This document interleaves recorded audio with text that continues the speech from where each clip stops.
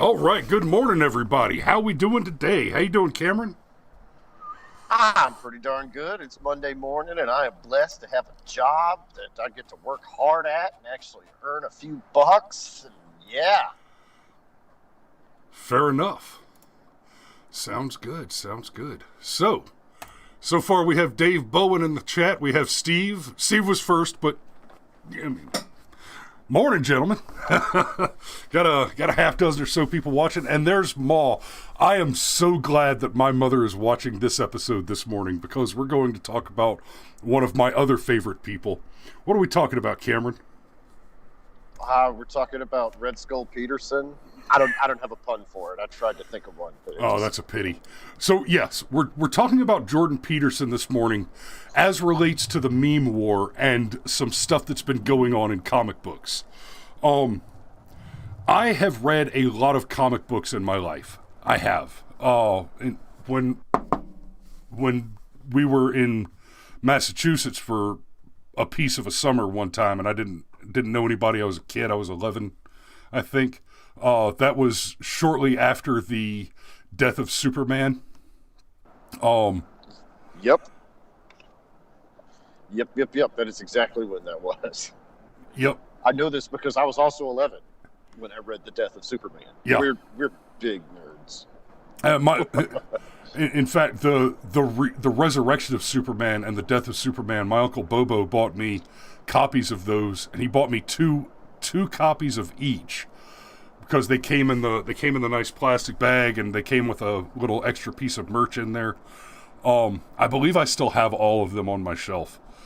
And the point was to open one and read it and keep the other one unopened in case it became valuable later. And I got a little bit obsessive at the time about reading the Men of Steel series, which wasn't the best, but I loved it. So, all right. Well, Dad's with us too, and Dan Burks just joined us. Morning, Dan. Good to see you. But anyhow, we're not talking about Superman. But comic books. You have to understand something about comic books. Comic books are archetypal. They're mythological. They are the American mythos. Now, it is likely that every comic book character you have ever read about is based in part on a real person. I'm not saying that I believe there are aliens and Spider-Man and all of that stuff. That's not the point. But we're going to be talking about Captain America a little bit this morning. And Captain America may be the best example in the modern American mythos that is generated by the comic books of an archetypal character. Captain America doesn't have superpowers per se. He's in the recent films, he's actually a little overpowered because the idea with Captain America in the comic books originally was that as a result of the super soldier serum, he is peak human. He is as physically fit as a man can be. He's slightly stronger. He's slightly smarter. He's just a touch more of every attribute a human has. But no humans have all of them except for Captain America. He's smarter, he's faster, he's stronger, right? But he's not throwing school buses at people. He can't fall off of the Empire State Building and just smash through the concrete and get up and walk away. He's still human, right? But he is the ultimate soldier. And this is a comic, this is a character who is the ultimate soldier at a time when being a soldier is being the ultimate American, right? So yeah, he was literally invented to have somebody in red, white, and blue punch Hitler in the face. Like exactly. It was propaganda, and now he's made the switch, ironically enough. He's a hero's hero, is what he was supposed to be. And before the stuff that we're about to talk about this morning with Jordan Peterson and Ta-Nahesi Coates, it's also worth understanding that just a few years ago, there were arcs in the comic book series where it turned out that Captain America was actually working for Hydra, i.e. the Nazis. And that was obnoxious.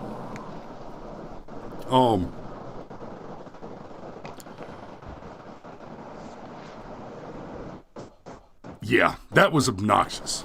So, let me give you a little bit of background on Ta-Nahesi Coates. How much do you know about Ta-Nahesi Coates, Cameron? I'd never heard of Coates before this. And then, thankfully, our side dug up a tweet where he makes jokes about white people and the interbreeding of pigs and horses and just... And that's generous to say that he makes jokes about that. Yeah, but anyhow, no. This is my first exposure to it. Okay, Ta-Nahesi Coates wrote the Black Panther film, and he's written for other comic books. He's written for Black Panther, but before that, he is a radical left-wing activist. And let me take you back in the Wayback Machine to the late 90s, early 2000s, when we started hearing the phrase reverse racism often to refer to people being racist against white people. And it was part of the argument that only whites can be racist because racism is privilege plus power, or whatever nonsense. Right.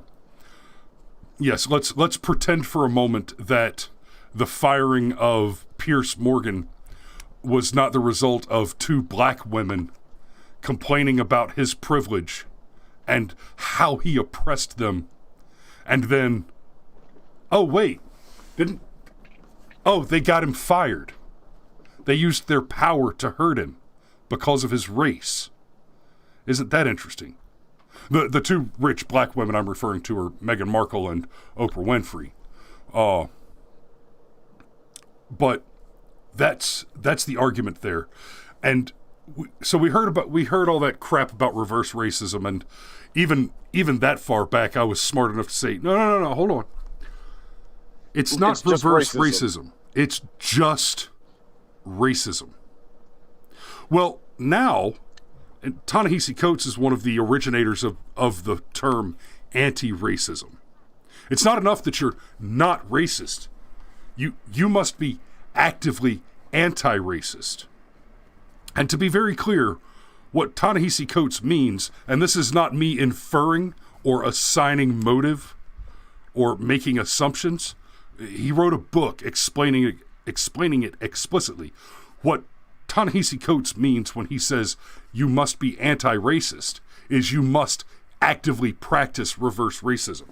If you're not actively discriminating against white people based on the color of their skin, then you are not sufficiently anti-racist.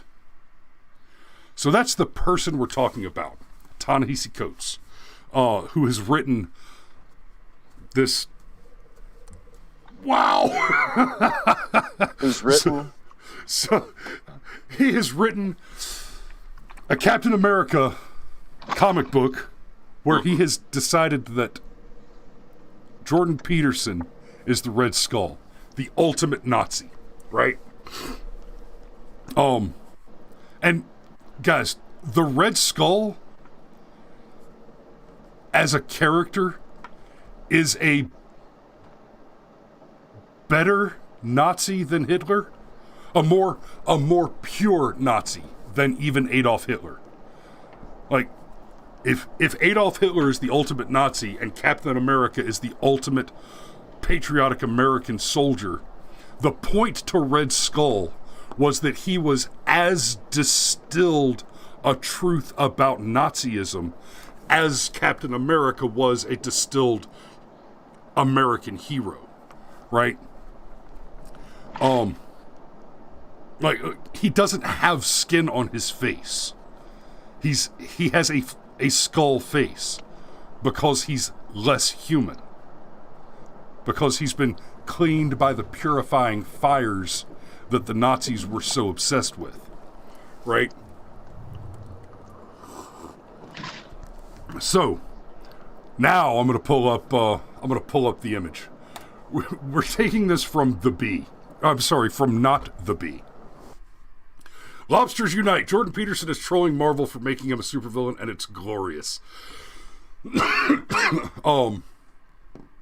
Okay, before we dig in here, I thought I had the full frame. Damn, I don't. Okay.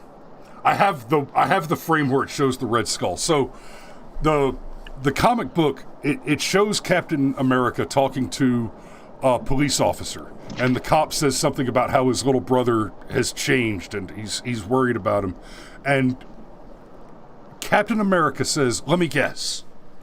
He disappeared into the internet and came back out with a whole new worldview. I know how it is. People feel helpless. They feel put upon. They feel like the whole world is against them. You found the badge. I found the flag. They found the skull." And then it goes to this next frame, and here's the frame that it goes to. It shows the Red Skull, and we're looking at a laptop. It's a picture of the Red Skull next to the title, 10 Rules for Life. Of course, Jordan Peterson's book is 12 Rules for Life. It says Chaos and Order. 12 Rules for Life by Jordan Peterson is 12 Rules for Life, an antidote to chaos. And then he's got the new one that he just dropped. Yes. Which is Beyond Order. Yes. And then it says Carl Luger's Genius, and then it says The Feminist Trap. So Jordan Peterson is, now we're saying that Jordan Peterson is an anti-Semite. That's Carl Luger, and an anti-feminist, which, yes, you should all be anti-feminists. We can go down that rabbit hole a little harder another time, but you should all be anti-feminists, especially if you're women.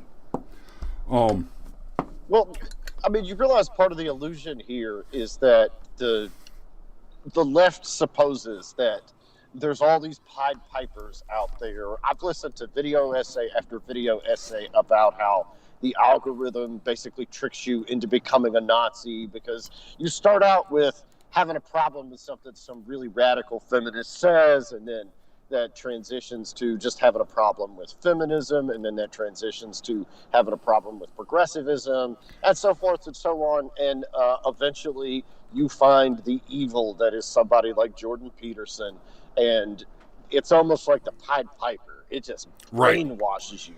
And now you're posting on StormGuard, and you've got a Hitler avatar on 4chan, and you basically become irredeemable. Yeah, and if they're to be believed, then what happens is, as the algorithm pushes you further and further down this chain of concept, you begin to reject things like collectivism, socialism, socialized medicine, active rampant racism, the abhorrent sexism of feminism, the anti-Semitism of the Squad, the socialism of Bernie Sanders and AOC. You start to reject big government control and centralized planning, and then all of a sudden you're a Nazi. And for anybody who's ever smelled a history book from a distance, you should say, wait a minute, Christopher, didn't you just list off all the primary attributes of Nazism? Yeah, I did. Yeah. What's really funny, too, is the world is hopeless thing that they assign to us. Jordan Peterson would flat out reject it. It's why he wrote the books that he wrote. Take care of yourself. Take care of your own life. you can reject the collective. Clean your room. Yeah, clean your room. Like, I realize it's a meme, and it's a funny one, but there's a really important lesson in that where, you take care of the things that you can take care of. It's like we talked about last week, and like, treat everything like it's your fault. That's actually something that I've heard Jordan Peterson speak on. And the way that he phrases it is, if something goes wrong in your life, you better pray to God it's your fault. Because if it's your fault, you can fix it. If it's somebody else's fault, you might be screwed. Yeah, he talks about, and we had to talk about this the other day after the show we did on Friday, where we were talking about the difference between fault and responsibility, without relitigating that, and having conceded a point to Cameron. The thing that you're talking about in particular is this cocktail party scene where this young woman meets a psychiatrist, and she tells him, "My life's a terrible mess, and I make terrible choices, and I've found myself in a terrible place, and I need to talk to you. I need you to tell me that it's all my fault." And the psychiatrist says, "Oh God, why would you ever want me to do that? Why would you want me to tell you it's your fault?" She says, "Well, if it's not my fault, then there's nothing I can do about it. If it's not my fault that my life is a mess, then that means that the whole world is against me, and I can't fix that.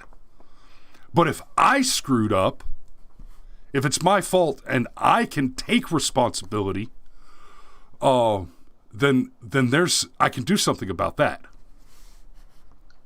Yes. Dad says, "Make your bed."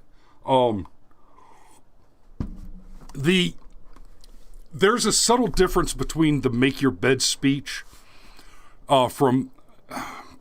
There was an admiral whose name I can't recall. If you can remember and tell me, Dad, I'd appreciate it.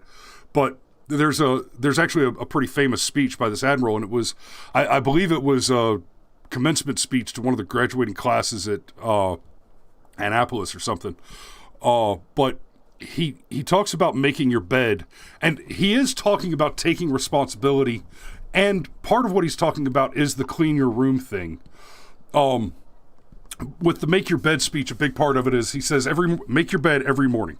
That way, the very first thing before you have done anything else is you have accomplished a task. Admiral McCraven, thanks, Dad. You have accomplished one task. And once you've accomplished a thing, once you've done a thing, it's very easy to do another thing, and another thing, and another thing.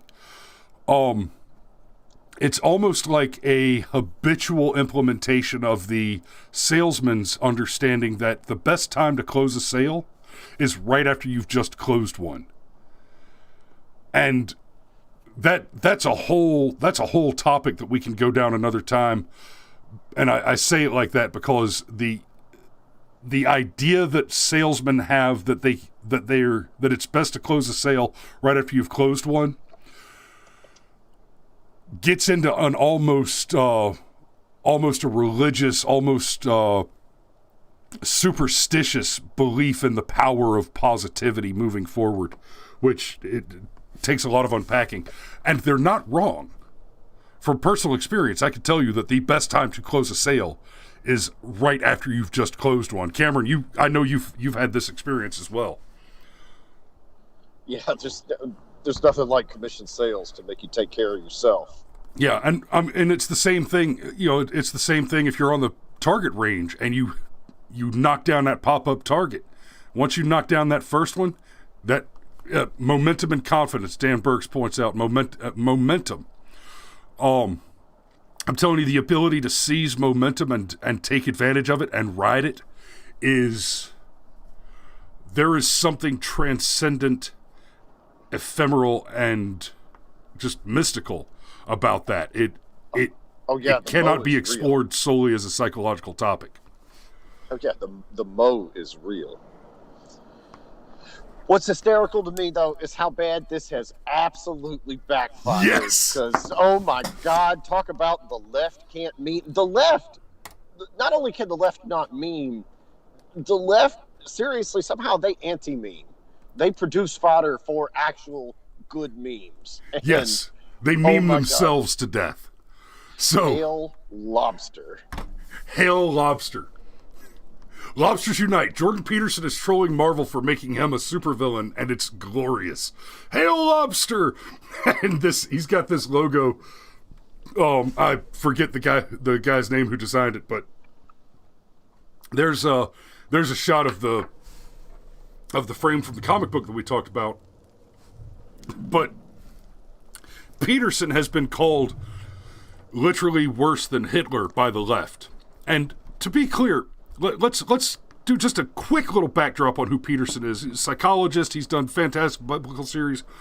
He's famous. The thing that blew him up is Canada moved to make misgendering people a hate crime. And Peterson spoke up and said no. And he was very clear that if he's dealing with a trans person and they ask him to use their pronouns or whatever, yeah, that's fine. If you want to ask me politely to do something for you, then there's an accommodation that we can agree to. But what you're talking about by making it a law is enforced speech. Not just not free speech, but compelled speech. Right? This goes beyond saying it's not okay for you to murder it's not okay for you to murder people. This is going into there are certain people that we require you to murder. And if you refuse to take that compelled action, then the result will be punishment from the authority. The state will hurt you. They will either take your money and take your freedom or take your life. Right? And Peterson's not the only one that's memeing this aggressively. Somebody has taken images of the Red Skull and just put straight up Jordan Peterson quotes around them. Like, don't compare yourself with other people. Compare yourself with who you were yesterday. That's a direct quote. These are all direct quotes from Peterson. No one gets away with anything, ever. So take responsibility for your own life. And they're just put over pictures of the Red Skull from comic books and movies. Don't lie about anything, ever. Lying leads to hell. It's very hard to find your own words, and you don't actually exist until you have your own words. This is my beautiful wife. Keep talking to your people. Thank you, dear. Keep talking to your My people. beautiful wife just brought me more coffee. Keep talking to your people. I'm still talking. I'm still doing the show. Krista says hi, and so does Lindsay. Love you, baby. So, I have the best wife. But Peterson has been retweeting these, just mercilessly, and his commentary with it. No one gets away with anything ever, so on and so forth. And the Hail Lobster logo. And you start seeing things. Oh, where is it? My favorite. There it is. Yes, there it is. Somebody took a cap of Red Skull and they've set a cat behind it. Cameron, can you? Anyway, and there's a picture of an evil-looking cat. In the 12 rules for life, the last rule is if you encounter a cat on the street, pet it. Right, and it's this whole thing about. Part of it has to do with. Peterson just didn't like cats, but it's also people tend to be afraid of stray cats, and the whole if you encounter a cat on the street, pet it thing. There's a lot of philosophy in there about taking risks and finding the greatest rewards in the last places you want to look for them. He talks about the archetypes surrounding things like the search for the Holy Grail, where Arthur and the Knights of the Round Table approached the forest, and they each entered the forest at the point that looked darkest to them, because you find the thing that is most precious in the place that you least wish to seek it. Right? But then this guy puts out this meme, if you encounter a cat on the street, pet it! And Peterson retweets it, or else. I love it. I just absolutely love what he's doing here. And Alex Jones is with us. Good morning, Alex Bleeping Jones. Brother, good to see you this morning, brother. We need to get back on your show soon. And Alex sent me an email the other day with some information I asked for. Wanted to say, since you're here live, I just wanted to say thank you for that. I appreciate it. We will be reaching out to her. Actually, I sent her an email. I'm waiting for a response. Anywho, so, why is it that the left can't meme? And this, Well, we get to talk, hang on just a second, Cameron. We get to talk here about some of Peterson's philosophy and some of the things that Peterson has explained in his lectures surrounding what is the truth, right? So, the truth, he talks about narratives and stories. There are things in stories, like we were just talking about, we're talking about the archetype that is Captain America, the ultimate hero, the ultimate American soldier. Captain America doesn't exist, but that doesn't make him untrue. He is distilled truth. He is agglomerated, the agglomerated characteristics of the most desirable attributes of a good soldier. And those desirable attributes, let's not forget, include being the skinny kid that dives on the grenade to save all his buddies, and that being the moment that the professor understands this is the correct man to make into Captain America. Well, to really nutshell it, the left can't meme because memes have to contain a kernel of truth. Otherwise, it's a shit meme. And since the left has issues with truth, it's why they can't meme. Like, okay, so if we're talking about archetypes, to say that Jordan Peterson is the ultimate villain, well, you're not even getting the archetype right. There's a lot you could accuse Jordan Peterson of. There's even a lot of negative things you could accuse Jordan Peterson of.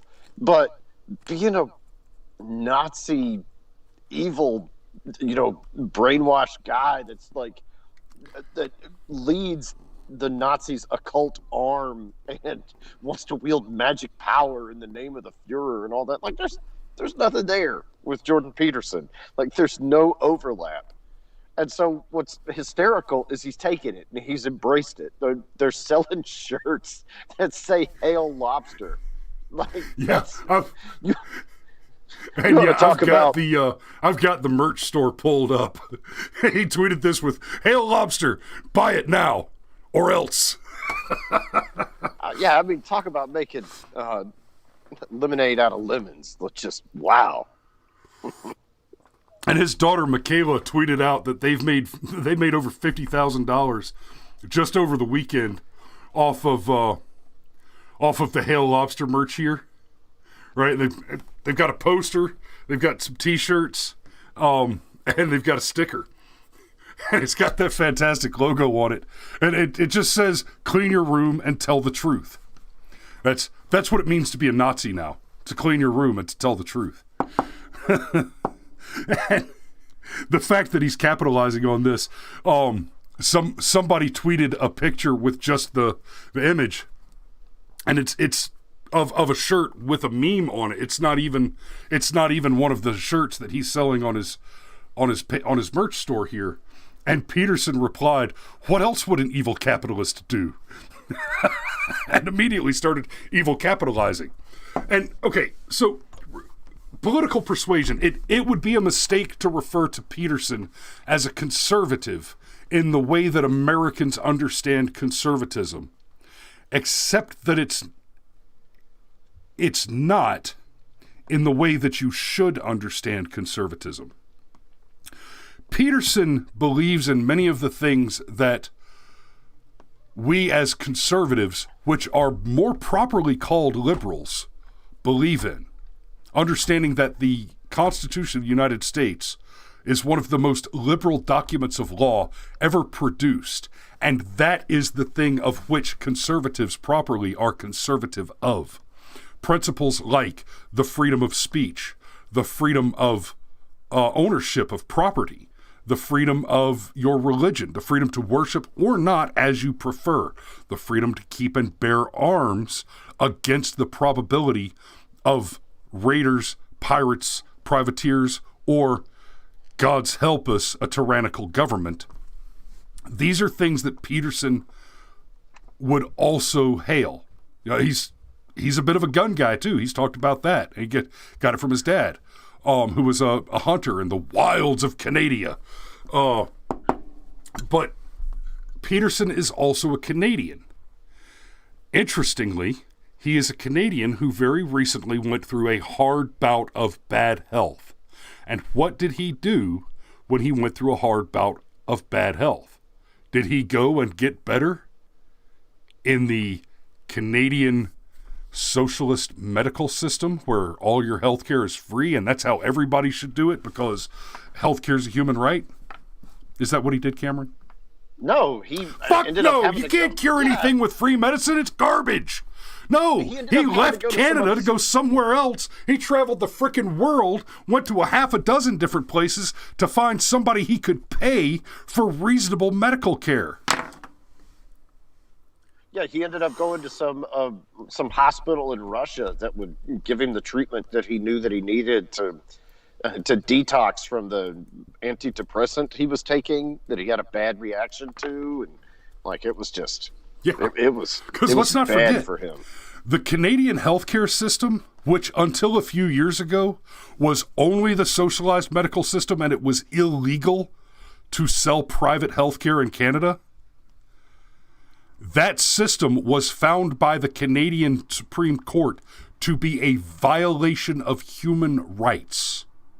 The violation being that if you did not allow people to seek out healthcare outside of the centralized system, that you were denying them the right to seek healthcare. And that was found to be especially egregious because the centralized system was so bad. Dan says he had a terrible time getting off a drug. Yes, it was a. Well, I'm not going to go. Yeah, I'm not going to go into that too much, but suffice it to say, he was a victim of something akin to the opioid crisis in America. There was a drug that he was prescribed by his doctor for a medical condition to which he became addicted, and the withdrawal nearly killed him. And Krista, we don't hold your half Canadianism against you. Although maybe we should watch you more carefully. Oh, we're losing Lindsay. Well, that's okay. We probably all need to get to work anyway. Yeah, probably. Okay, so good show. Thanks for joining us this morning, guys. Honestly, I could keep going on this topic for hours. I really could, because there's so much to say about the philosophy of archetype as relates to the inability of the left to produce media generally. Understand that the baser principles here, which kind of root the inability of the left to meme. It's also why leftist films are so terrible, because they try to hit you with a forced message when the fact is the message that they're forcing on you isn't rooted in truth at all. In fact, it's rooted in the opposite of truth. Yeah, and man, I really didn't know that this was the guy that wrote the Black Panther film, which is easily one of the worst Marvel movies. Like, it quite literally doesn't make any sense. And because Michael B. Jordan is a really good actor, people don't understand that his villain is completely unfocused. But, okay, so, like, Wakanda's the most advanced civilization of all time, and yet they decide who's going to be king based on ritual combat? Okay. Sure. Ritual Whatever. combat that's only open to the ethnically pure denizens of a hyper-xenophobic, hyper-exclusive, walled, ethno-supremacist ethno-state. Wakanda is literally a black supremacist ethno-state. So yeah, that's Ta-Nahesi Coates. Now, I can say this for him. I mistook Ta-Nahesi Coates briefly earlier for the guy that ate the human brains at Vox. That was Reza Aslan, and that was my mistake, and I apologize. All you leftists look alike to me. I can't even go down the eat the brains rabbit hole, man. Just ugh. But I think that's all I got this morning. I gotta go make some donuts. Indeed. Y'all be safe out there. Thanks for watching, and keep an eyeball out for us this week, especially on Saturday. Things might get interesting. Y'all be safe, and I love you. Thanks for joining us. Bye-bye.